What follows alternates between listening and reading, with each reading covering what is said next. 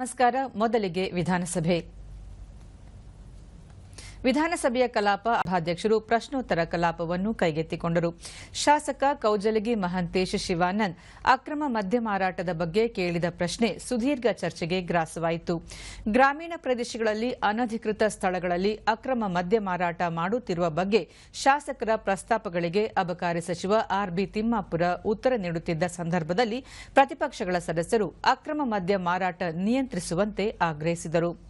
ಗ್ರಾಮೀಣ ಪ್ರದೇಶಗಳಲ್ಲಿ ಕೆಲವು ವ್ಯಕ್ತಿಗಳು ಸ್ವಲಾಭಕ್ಕಾಗಿ ಅನಧಿಕೃತ ಸ್ಥಳಗಳಲ್ಲಿ ಅಕ್ರಮ ಮದ್ಯ ಮಾರಾಟ ಮಾಡುವ ಪ್ರಕರಣಗಳು ಗಮನಕ್ಕೆ ಬಂದಿವೆ. ನಿಯಂತ್ರಣ ಮಾಡುವ ಕೆಲಸವನ್ನು ಇಲಾಖೆಯಿಂದ ಮಾಡುತ್ತಿದ್ದೇವೆ. ಕಾನೂನು ಉಲ್ಲಂಘಿಸಿದವರ ವಿರುದ್ಧ ಕಠಿಣ ಕ್ರಮ ಕೈಗೊಳ್ಳಲಾಗುತ್ತಿದೆ ಎಂದು ಸಚಿವರು ಹೇಳಿದರು. ಜೆಡಿಎಸ್ ಶಾಸಕಾಂಗ ಪಕ್ಷದ ನಾಯಕ ಸುರೇಶ್ ಬಾಬು ಪ್ರತಿ ಮದ್ಯ ಮಾರಾಟದ ಅಂಗಡಿಗೆ ಗುರಿ ನಿಗದಿಪಡಿಸಿರುವುದರಿಂದ ಕಿರಾಣಿ ಅಂಗಡಿಗಳಲ್ಲೂ ಮದ್ಯ ಮಾರಾಟ ಮಾಡುವಂತಾಗಿದೆ ಎಂದರು.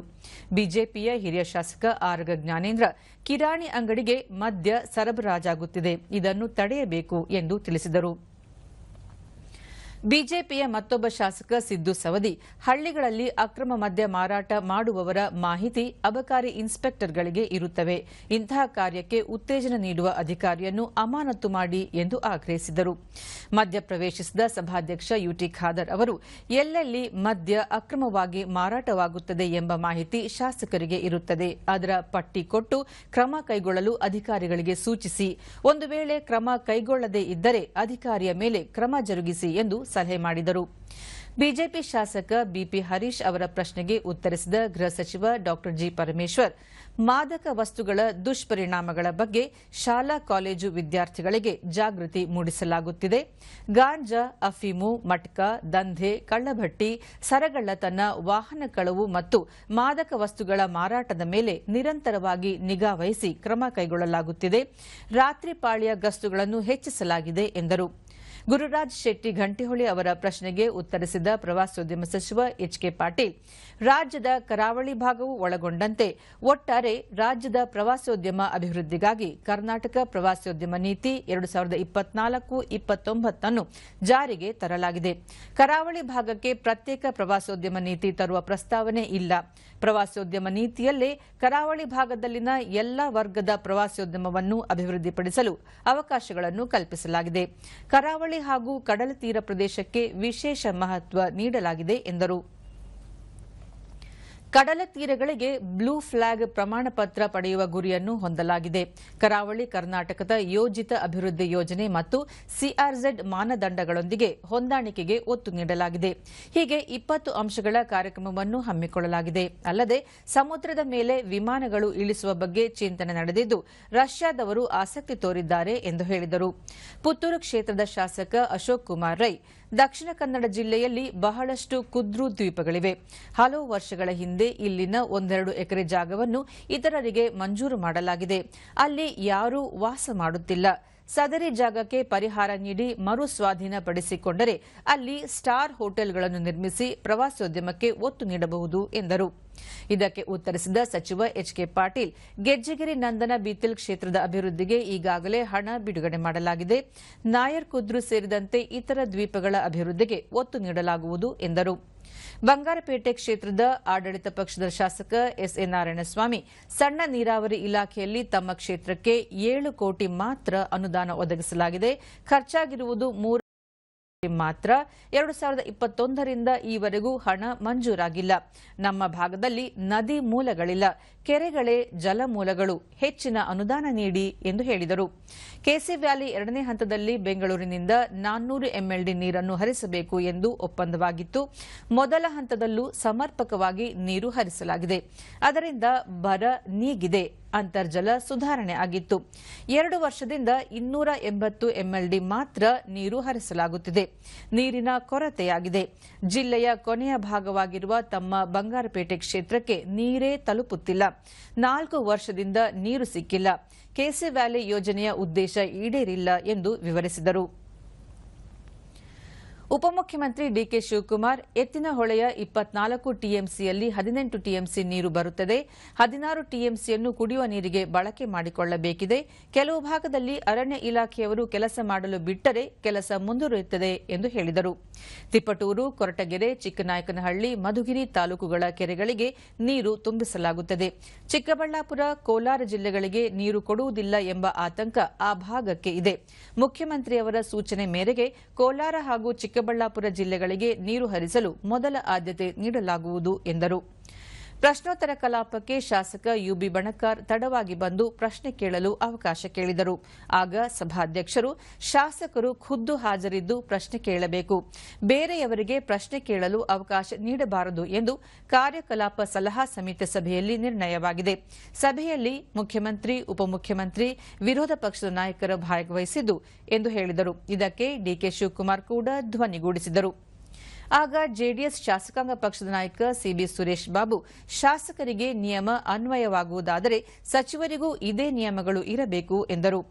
ವಿರೋಧ ಪಕ್ಷದ ಶಾಸಕರಾದ ಅಶ್ವಥ್ ನಾರಾಯಣ್, ಸುರೇಶ್ ಕುಮಾರ್ ಮತ್ತಿತರರು ವಿರೋಧ ವ್ಯಕ್ತಪಡಿಸಿದರು. ಶಾಸಕರು ಖುದ್ದು ಪ್ರಶ್ನೆ ಕೇಳಬೇಕು ಎಂದಾದರೆ ಸಚಿವರು ಆಯಾ ಇಲಾಖೆಗೆ ಉತ್ತರ ನೀಡಬೇಕಿದೆ ಎಂದು ಆಗ್ರಹಿಸಿದರು. ವಿರೋಧ ಪಕ್ಷದ ನಾಯಕರು ಹಾಜರಿದ್ದ ಸಭೆಯಲ್ಲಿ ಕೈಗೊಂಡ ನಿರ್ಣಯವನ್ನು ಇಲ್ಲಿ ಹೇಳಲಾಗುತ್ತಿದೆ ಎಂದು ಉಪಮುಖ್ಯಮಂತ್ರಿ ಡಿಕೆ ಶಿವಕುಮಾರ್ ಸ್ಪಷ್ಟಪಡಿಸಿದರು. ಬಿಜೆಪಿಯ ಶಾಸಕ ಸಿದ್ದು ಸವದಿ ವಿದ್ಯುತ್ ಕಡಿತದ ಬಗ್ಗೆ ಪ್ರಸ್ತಾಪಿಸಿದರು. ಅದಕ್ಕೆ ಪ್ರತಿಕ್ರಿಯಿಸಿದ ಇಂಧನ ಸಚಿವ ಕೆಜೆ ಜಾರ್ಜ್, ಪಂಪ್ ಸೆಟ್ಗಳಿಗೆ ಇಡೀ ರಾಜ್ಯದಲ್ಲಿ ಪವರ್ ಕಟ್ ಇಲ್ಲ, 7 ಗಂಟೆ ವಿದ್ಯುತ್ ನೀಡುತ್ತಿದ್ದೇವೆ. ದುರಸ್ತಿ ಸಂದರ್ಭದಲ್ಲಿ ವಿದ್ಯುತ್ ಕಡಿತವಾಗಬಹುದು. ಇತ್ತೀಚೆಗೆ ಎಸ್ಕಾಂಗಳ ಸಭೆ ನಡೆಸಿದಾಗ ರಾಜ್ಯದಲ್ಲಿ ವಿದ್ಯುತ್ ಕೊರತೆ ಇಲ್ಲ ಎಂದು ಸ್ಪಷ್ಟಪಡಿಸಿದ್ದಾರೆ ಎಂದರು. ದಿನದ 24 ಗಂಟೆ ವಿದ್ಯುತ್ ಪೂರೈಸುವ ನಿರಂತರ ಜ್ಯೋತಿ ಚಾಲ್ತಿಯಲ್ಲಿದೆ. ಕೃಷಿಗೆ 7 ಗಂಟೆ ವಿದ್ಯುತ್ ಪೂರೈಸುವ ವೇಳೆಯಲ್ಲಿ ನಿರಂತರ ಜ್ಯೋತಿಗೆ ಸಿಂಗಲ್ ಫೇಸ್ ನೀಡುವಂತೆ ಜನವರಿಯಲ್ಲೇ ಆದೇಶ ನೀಡಲಾಗಿದೆ ಎಂದರು. ಮಂಗಳೂರು ದಕ್ಷಿಣ ಕ್ಷೇತ್ರದ ಬಿಜೆಪಿ ಶಾಸಕ ವೇದವ್ಯಾಸ್ ಕಾಮತ್ ಅವರ ವಿರುದ್ಧ ಸ್ಥಳೀಯ ಪೊಲೀಸ್ ಠಾಣೆಯಲ್ಲಿ ಎಫ್ಐಆರ್ ದಾಖಲಿಸಿರುವುದು ವಿಧಾನಸಭೆಯಲ್ಲಿ ವ್ಯಾಪಕ ಚರ್ಚೆಗೆ ಗ್ರಾಸವಾಯಿತು. ಶೂನ್ಯ ವೇಳೆಯಲ್ಲಿ ವಿಧಾನಸಭೆಯ ವಿರೋಧ ಪಕ್ಷದ ಉಪನಾಯಕ ಅರವಿಂದ್ ಬೆಲ್ಲದ್ ಮಾತನಾಡಿ, ಬಿಜೆಪಿ ಶಾಸಕ ವೇದವ್ಯಾಸ್ ಮೇಲೆ ಎಫ್ಐಆರ್ ಹಾಕಲಾಗಿದೆ. ಇದರ ಉದ್ದೇಶವೇನು? ಯಾವುದೇ ವಿಚಾರಣೆ ಮಾಡದೆ ಪ್ರಕರಣ ದಾಖಲಿಸಿರುವುದು ಸರಿಯಲ್ಲ. ವಿರೋಧ ಪಕ್ಷಗಳ ಹಕ್ಕುಗಳ ದಮನ ಮಾಡುವ ಪ್ರವೃತ್ತಿ ನಡೆಯುತ್ತಿದೆ ಎಂದು ತಿಳಿಸಿದರು. ಆರ್ ಅಶೋಕ್ ಅವರು 3 ಬಾರಿ ಪರಮೇಶ್ವರ್ ಗೃಹ ಸಚಿವರಾಗಿರುವುದಕ್ಕೆ ಬೇಸರವಾಗಿದ್ದಾರೆ. ಹಾಗಾಗಿ ಇಂತಹ ಕೃತ್ಯಗಳು ಹೆಚ್ಚಾಗಿ ನಡೆಯುತ್ತಿವೆ. ಸಾಕ್ಷ್ಯಗಳಿಲ್ಲದೆ ಈ ರೀತಿ ಕ್ರಮಗಳು ಸರಿಯಲ್ಲ ಎಂದು ಹೇಳಿದರು. ಗೃಹ ಸಚಿವ ಪರಮೇಶ್ವರ್ ಮಧ್ಯಪ್ರವೇಶ ಮಾಡಿ, ಇದು ಗಂಭೀರ ವಿಚಾರ, ಸುಮ್ಮನೆ ಯಾರೂ ಎಫ್ಐಆರ್ ಹಾಕುವುದಿಲ್ಲ. ಒಂದು ವೇಳೆ ಅನಗತ್ಯವಾಗಿ ಪ್ರಕರಣ ದಾಖಲಿಸಿದ್ದರೆ ಅಧಿಕಾರಿ ತಪ್ಪು ಮಾಡಿದ್ದಾರೆ ಎಂದಾಗುತ್ತದೆ. ಹೆಚ್ಚಿನ ಮಾಹಿತಿ ಪಡೆದು ನಾಳೆ ವಿವರವಾದ ಉತ್ತರ ನೀಡುತ್ತೇನೆ ಎಂದರು. ವಿರೋಧ ಪಕ್ಷ ನಾಯಕ ಆರ್ ಅಶೋಕ್ ಅವರು ಕೆಪಿಎಸ್ಸಿ ನೇಮಕಾತಿ ವಿಚಾರ ಕುರಿತು ನಿಲುವಳಿ ಸೂಚನೆ ಪೂರ್ವಭಾವಿ ಪ್ರಸ್ತಾಪ ಮಾಡುತ್ತಿದ್ದ ಸಂದರ್ಭದಲ್ಲಿ ಕಾನೂನು ಸಚಿವ ಎಚ್ಕೆ ಪಾಟೀಲ್ ಮಾತನಾಡಲು ಎದ್ದು ನಿಂತರು. ಆ ಸಂದರ್ಭದಲ್ಲಿ ವಿರೋಧ ಪಕ್ಷದ ಉಪನಾಯಕ ಅರವಿಂದ್ ಬೆಲ್ಲದ್ ಮಾತನಾಡಿ, ಸದನದಲ್ಲಿನ ಕಾರ್ಯಕಲಾಪಗಳು ನೇರ ಪ್ರಸಾರವಾಗುತ್ತಿವೆ. ಆದರೆ ನಮ್ಮ ನಾಯಕರು ಮಾತನಾಡುವ ವಿಚಾರ ಸದನದ ಸಭಾಂಗಣದಲ್ಲಿ ಅಳವಡಿಸಿರುವ ಟಿವಿಗಳಲ್ಲಿ ಬರುತ್ತಿಲ್ಲ. ನೀವು ಪ್ರಸಾರ ಮಾಡದಂತೆ ಸೂಚನೆ ಕೊಟ್ಟಿದ್ದೀರಾ. ಈ ವಿಚಾರವನ್ನು ನಾವು ಸದನದ ಕಾರ್ಯಕಲಾಪಗಳ ಸಲಹಾ ಸಮಿತಿ ಸಭೆಯಲ್ಲೂ ಪ್ರಸ್ತಾಪ ಮಾಡಿದ್ದೆವು ಎಂದು ಹೇಳಿದರು. ಈ ವಿಚಾರ ಬಿಜೆಪಿ ಹಾಗೂ ಕಾಂಗ್ರೆಸ್ ಶಾಸಕರ ನಡುವಿನ ಮಾತಿನ ಚಕಮಕಿ, ಆರೋಪ ಮತ್ತು ಪ್ರತ್ಯಾರೋಪಕ್ಕೆ ಎಡೆಮಾಡಿಕೊಟ್ಟಿತು. ಮಧ್ಯಪ್ರವೇಶಿಸಿದ ಸಭಾಧ್ಯಕ್ಷ ಯುಟಿ ಖಾದರ್, ತಾಂತ್ರಿಕ ಸಮಸ್ಯೆ ಆಗಿರಬೇಕು, ಅದನ್ನು ಸರಿಪಡಿಸಲು ಸೂಚಿಸಲಾಗಿದೆ ಎಂದರು. ಇದಕ್ಕೂ ಮುನ್ನ ವಿರೋಧ ಪಕ್ಷದ ನಾಯಕ ಆರ್ ಅಶೋಕ್ ನಿಲುವಳಿ ಸೂಚನೆ ಪೂರ್ವಭಾವಿ ಪ್ರಸ್ತಾಪ ಮಾಡುತ್ತಾ, 2 ಲಕ್ಷ ಅಭ್ಯರ್ಥಿಗಳಿಗೆ ಕೆಪಿಎಸ್ಸಿಯಿಂದ ತೊಂದರೆಯಾಗಿದೆ. ಪರೀಕ್ಷೆಗೆ ಸರ್ಕಾರದ 30 ಕೋಟಿ ರೂಪಾಯಿ ಹಣ ಖರ್ಚಾಗಿದೆ. ಕನ್ನಡ ಭಾಷೆಗೆ ಅಪಮಾನವಾಗಿದೆ ಎಂದು ಆರೋಪಿಸಿದರು. ನಿರುದ್ಯೋಗ ಪದವೀಧರರ ಪಾಲಿಗೆ ಆಶಾಕಿರಣ ಆಗಬೇಕಿದ್ದ ಕೆಪಿಎಸ್ಸಿ ಅವ್ಯವಸ್ಥೆಗಳ ಆಗರವಾಗಿದೆ. ಕೆಎಎಸ್ ಪರೀಕ್ಷೆ ಮತ್ತು ಮರು ಪರೀಕ್ಷೆ ನಡೆಸುವಲ್ಲಿ ಪದೇ ಪದೇ ಎಡವಟ್ಟು ಮಾಡಿದೆ. ಪ್ರಶ್ನೆ ಪತ್ರಿಕೆಗಳ ತಯಾರಿಕೆ ಮತ್ತು ಅನುವಾದ ಮಾಡುವಲ್ಲಿ ಆಗುತ್ತಿರುವ ತಪ್ಪುಗಳಿಂದ ಪರೀಕ್ಷೆ ಸಂದರ್ಶನ ನಡೆಸಿ ಅಂತಿಮ ಆಯ್ಕೆ ಪ್ರಕಟಿಸುವಲ್ಲೂ ವಿಳಂಬವಾಗುತ್ತಿವೆ. ಇದರಿಂದ ಉದ್ಯೋಗಾಕಾಂಕ್ಷಿಗಳು ತೊಂದರೆಗೊಳಗುತ್ತಿದ್ದಾರೆ.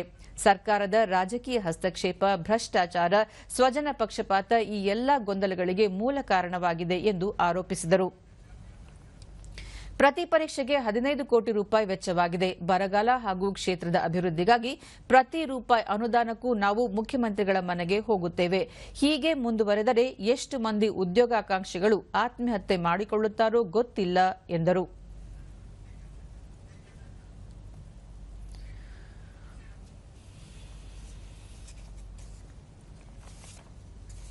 ಇನ್ನು ವಿಧಾನ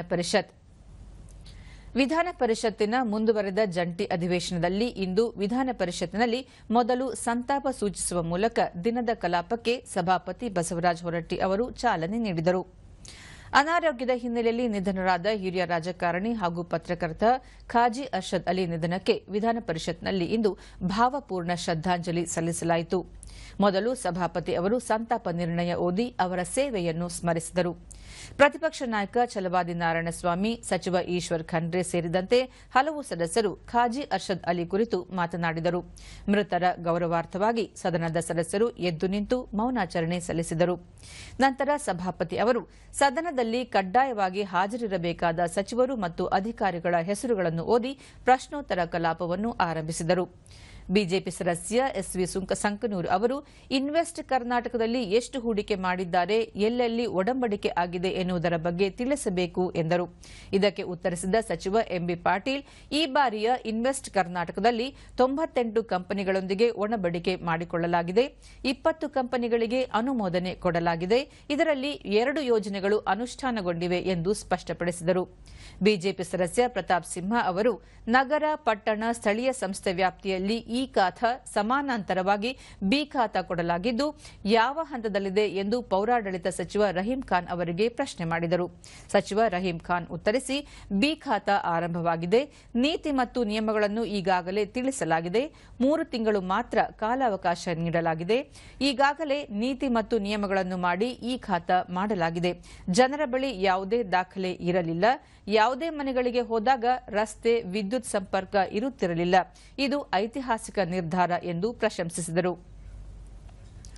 ಮಂಗಳೂರು ನಗರಕ್ಕೆ ಶುದ್ದೀಕರಿಸದೆ ನೀರನ್ನು ವಿತರಿಸುತ್ತಿರುವ ಬಗ್ಗೆ ಕಾಂಗ್ರೆಸ್ ಸದಸ್ಯ ಐವನ್ ಡಿಸೋಜಾ ಅವರು ನಗರಾಭಿವೃದ್ಧಿ ಸಚಿವ ಬೈರತಿ ಸುರೇಶ್ ಅವರನ್ನು ಪ್ರಶ್ನೆ ಮಾಡಿ, ನೇತ್ರಾವತಿ ನದಿ ಸೇರಿದಂತೆ ಇತರೆ ನದಿಗಳ ನೀರು ಕಲುಷಿತಗೊಂಡಿದೆ ಎಂದು ಕಳವಳ ವ್ಯಕ್ತಪಡಿಸಿದರು. ಇದಕ್ಕೆ ಸಚಿವ ಬೈರತಿ ಸುರೇಶ್ ಉತ್ತರಿಸಿ, ನದಿಗೆ ಕಿಂಡಿ ಅಣೆಕಟ್ಟು ನಿರ್ಮಿಸಿ ಎಲ್ಲಾ ಪರೀಕ್ಷೆ ಮಾಡಿ ನೀರು ಸರಬರಾಜು ಮಾಡುತ್ತಿದ್ದೇವೆ. ಈ ಬಗ್ಗೆ ನಿರ್ದಿಷ್ಟವಾಗಿ ದೂರು ಬಂದಿಲ್ಲ. ನಾನೇ ಖುದ್ದಾಗಿ ಸ್ಥಳಕ್ಕೆ ಹೋಗಿ ಪರಿಶೀಲನೆ ನಡೆಸಿರುವೆ. ಮಂಗಳೂರು ಪಾಲಿಕೆಗೆ ಆಡಳಿತಾಧಿಕಾರಿ ನೇಮಕ ಮಾಡಲು ಕ್ರಮ ಕೈಗೊಳ್ಳುತ್ತೇವೆ ಎಂದಾಗ ಆಕ್ಷೇಪ ವ್ಯಕ್ತಪಡಿಸಿದ ಸದಸ್ಯ ಐವನ್ ಡಿಸೋಜಾ ಅವರು, ನಾನೇ ಖುದ್ದಾಗಿ ನೀರು ಪರೀಕ್ಷೆ ಮಾಡಿಸಿದ್ದೇನೆ ಎಂದು ಆಕ್ರೋಶ ವ್ಯಕ್ತಪಡಿಸಿದರು. ಈ ನಡುವೆ ಮಂಗಳೂರಿಗೆ ಹೋಗಿ ಸಮಸ್ಯೆ ಬಗೆಹರಿಸಿ ಎಂದು ಸಭಾಪತಿ ಸಲಹೆ ನೀಡಿದರು. ರಾಜ್ಯದಲ್ಲಿ 9 ವಿವಿಗಳನ್ನು ಮುಚ್ಚುವ ನಿರ್ಧಾರ ಕೈಬಿಡುವಂತೆ ಶೂನ್ಯ ವೇಳೆಯಲ್ಲಿ ಬಿಜೆಪಿ ಸದಸ್ಯ ಹನುಮಂತ ನಿರಾಣಿ ಅವರು ಪ್ರಸ್ತಾಪಿಸಿದರು. 9 ವಿವಿಗಳನ್ನು ಮುಚ್ಚುವುದರಿಂದ ಸಾಕಷ್ಟು ಸಮಸ್ಯೆ ಆಗುತ್ತದೆ. ವಿದ್ಯಾರ್ಥಿಗಳ ಶೈಕ್ಷಣಿಕ ಹಕ್ಕನ್ನು ಕಸಿದುಕೊಂಡಂತೆ ಆಗಿದೆ. ಆ ಭಾಗದ ವಿದ್ಯಾರ್ಥಿಗಳ ಭವಿಷ್ಯಕ್ಕಾಗಿ ಈ ನಿರ್ಧಾರ ಕೈಬಿಡಬೇಕು. ಸರ್ಕಾರದ ನೀತಿ ಖಂಡಿಸಿ ಹಲವು ವಿದ್ಯಾರ್ಥಿಗಳು ಪ್ರತಿಭಟನೆ ನಡೆಸುತ್ತಿದ್ದಾರೆ ಎಂದು ಸರ್ಕಾರದ ಗಮನ ಸೆಳೆದರು. ವಿವಿಗಳ ಅಭಿವೃದ್ಧಿಗೆ ಹೆಚ್ಚಿನ ಅನುದಾನ ನೀಡಬೇಕು. ಸರ್ಕಾರ ತನ್ನ ತೀರ್ಮಾನ ವಾಪಸ್ ಪಡೆದು ವಿವಿಗಳನ್ನು ಮರು ಆರಂಭಿಸಲು ಒತ್ತಾಯ ಮಾಡಿದರು. ಪ್ರಶ್ನೋತ್ತರ ಅವಧಿ ಮುಗಿದ ಬಳಿಕ ರಾಜ್ಯಪಾಲರ ಭಾಷಣಕ್ಕೆ ಅಭಿನಂದನೆ ಸಲ್ಲಿಸುವ ವಂದನಾ ನಿರ್ಣಯವನ್ನು ಮಂಡಿಸಲು ಸಭಾಪತಿ ಅವರು ಕಾಂಗ್ರೆಸ್ ಸದಸ್ಯ ಐವನ್ ಡಿಸೋಜಾ ಅವರಿಗೆ ಸೂಚಿಸಿದರು. ವಂದನಾ ನಿರ್ಣಯದ ಮೇಲೆ ಮಾತನಾಡಿದ ಡಿಸೋಜಾ ಅವರು, ರಾಜ್ಯಪಾಲರು ಮಾಡಿದ ಭಾಷಣದಲ್ಲಿ ಸರ್ಕಾರದ ಯೋಜನೆಗಳನ್ನು ಶ್ಲಾಘಿಸಿದ್ದಾರೆ. ಶಕ್ತಿ ಯೋಜನೆಯು ಮಹಿಳೆಯರನ್ನು ಸಬಲೀಕರಣದ ಕಡೆಗೆ ಮುನ್ನಡೆಸುತ್ತಿದೆ. ಈ ಉದ್ದೇಶಕ್ಕಾಗಿ ಸರ್ಕಾರ 8,215 ಕೋಟಿ ರೂಪಾಯಿ ಅನುದಾನವನ್ನು ಹಂಚಿಕೆ ಮಾಡಿದೆ ಎಂದು ಹೇಳಿದರು. 4-25ನೇ ಸಾಲಿನ ಆಯವ್ಯಯದಲ್ಲಿ ಜಲಸಂಪನ್ಮೂಲ ಇಲಾಖೆಗೆ ಒಟ್ಟು 16,837 ಕೋಟಿ ರೂಪಾಯಿ ಅನುದಾನ ಒದಗಿಸಿದೆ ಮತ್ತು 36,799 ಎಕರೆ ನೀರಾವರಿ ಸಾಮರ್ಥ್ಯವನ್ನು ಕಲ್ಪಿಸಲಾಗಿದೆ. ಎತ್ತಿನ ಹೊಳೆ ಸಮಗ್ರ ಕುಡಿಯುವ ನೀರಿನ ಯೋಜನೆಯ ಮೊದಲನೇ ಹಂತದಲ್ಲಿ ಕಾಮಗಾರಿಗಳನ್ನು ಪೂರ್ಣಗೊಳಿಸಿ ಲೋಕಾರ್ಪಣೆ ಮಾಡಲಾಗಿದೆ. ರಾಜ್ಯದಲ್ಲಿ ಬಾಕಿ ಇರುವ ನೀರಾವರಿ ಯೋಜನೆಗಳನ್ನು ಕಾಲಮಿತಿಯಲ್ಲಿ ಪ್ರಾರಂಭಿಸಲು ಬದ್ಧವಾಗಿದೆ. ಕೆಲವು ಯೋಜನೆಗಳಿಗೆ ಕೇಂದ್ರ ಸರ್ಕಾರದ ಅನುಮತಿಯ ಅಗತ್ಯವಿದ್ದು ಕೇಂದ್ರದ ಮೇಲೆ ಒತ್ತಡ ಹೇರುವ ಕೆಲಸವನ್ನು ಮಾಡುತ್ತಿದೆ ಎಂದರು. ನಂತರ ಸಭಾಪತಿ ಪೀಠದಲ್ಲಿದ್ದ ಎಸ್ಎಲ್ ಭೋಜೇಗೌಡ ಅವರು ಸದನವನ್ನು ಮಧ್ಯಾಹ್ನ 3 ಗಂಟೆಗೆ ಮುಂದೂಡಿದರು. ಭೋಜನ ವಿರಾಮದ ನಂತರ ಸಭಾಪತಿ ಬಸವರಾಜ ಹೊರಟ್ಟಿ ಅವರು ರಾಜ್ಯಪಾಲರ ಭಾಷಣದ ಮೇಲೆ ವಂದನಾ ನಿರ್ಣಯ ಪ್ರಸ್ತಾವನೆಯನ್ನು ಮಾಡಿದರು. ಕಾಂಗ್ರೆಸ್ ಸದಸ್ಯ ಐವನ್ ಡಿಸೋಜರಿಂದ ವಂದನಾ ನಿರ್ಣಯ ಪ್ರಸ್ತಾಪವಾದಾಗ ಕಾಂಗ್ರೆಸ್ ಸದಸ್ಯ ಡಾ ಯತೀಂದ್ರ ಅನುಮೋದಿಸಿದರು. ಕಲಾಪದಲ್ಲಿ ಸಚಿವರ ಹಾಜರಾತಿ ಕೊರತೆ ಎದ್ದು ಕಾಣಿಸಿತು. ಚರ್ಚೆ ವೇಳೆ ನಿಗದಿತ ಸದಸ್ಯರು ಹಾಜರಿರಲಿಲ್ಲ. ಇದಕ್ಕೆ ಜೆಡಿಎಸ್ ಶಾಸಕ ಭೋಜೇಗೌಡ ಅವರು ವಿಷಯ ಪ್ರಸ್ತಾಪಿಸಿ ಅಸಮಾಧಾನ ವ್ಯಕ್ತಪಡಿಸಿದರು. ಸದಸ್ಯರ ಮಾತಿಗೆ ದನಿಗೂಡಿಸಿದ ಸಭಾಪತಿ ಸಚಿವರ ಹಾಜರಾತಿಗೆ ಕಟ್ಟುನಿಟ್ಟಿನ ಸೂಚನೆ ನೀಡಿದರು. ಪರಿಷತ್ನ ಗಮನ ಸೆಳೆಯುವ ಸೂಚನೆ ಅಡಿಯಲ್ಲಿ ಜೆಡಿಎಸ್ ಸದಸ್ಯ ಭೋಜೇಗೌಡ ಶಾಲೆಗಳಲ್ಲಿ ದೈಹಿಕ ಶಿಕ್ಷಕರ ಕೊರತೆ ಇರುವ ಕುರಿತು ವಿಚಾರ ಪ್ರಸ್ತಾಪ ಮಾಡಿದರು. ಈ ವೇಳೆ ಮಧ್ಯಪ್ರವೇಶಿಸಿ ಬೇಸರ ವ್ಯಕ್ತಪಡಿಸಿದ ಸಭಾಪತಿಗಳು ಪೋಷಕರು ಕೂಡ ಮಕ್ಕಳ ಬಗ್ಗೆ ಗಮನ ವಹಿಸಬೇಕು, ಯೋಗಕ್ಕೆ ಪ್ರೋತ್ಸಾಹ ನೀಡಬೇಕು ಎಂದು ಸಲಹೆ ನೀಡಿದರು. ಸರ್ಕಾರ ಕ್ರೀಡೆಯ ಜೊತೆಗೆ ಯೋಗ ತರಬೇತಿಯನ್ನು ಕಡ್ಡಾಯ ಮಾಡಬೇಕು ಎಂದು ಶರವಣ ಆಗ್ರಹಿಸಿದರು. ಎಲ್ಲಾ ಶಾಲಾ ಕಾಲೇಜುಗಳಲ್ಲಿ ಕಡ್ಡಾಯವಾಗಿ ಯೋಗ ತರಬೇತಿ ನೀಡುವಂತೆ ಎಲ್ಲಾ ಸದಸ್ಯರು ಒತ್ತಾಯಿಸಿದರು. ಮುಖ್ಯಮಂತ್ರಿಗಳ ಗಮನಕ್ಕೆ ತರುತ್ತೇವೆ ಎಂದು ಸಭಾನಾಯಕ ಬೋಸರಾಜು ಹೇಳಿದರು. ಇಲ್ಲಿಗೆ ವಿಧಾನಮಂಡಲದ ಇಂದಿನ ಕಾರ್ಯಕಲಾಪಗಳ ಸಮೀಕ್ಷೆ ಮುಕ್ತಾಯವಾಯಿತು. ನಮಸ್ಕಾರ.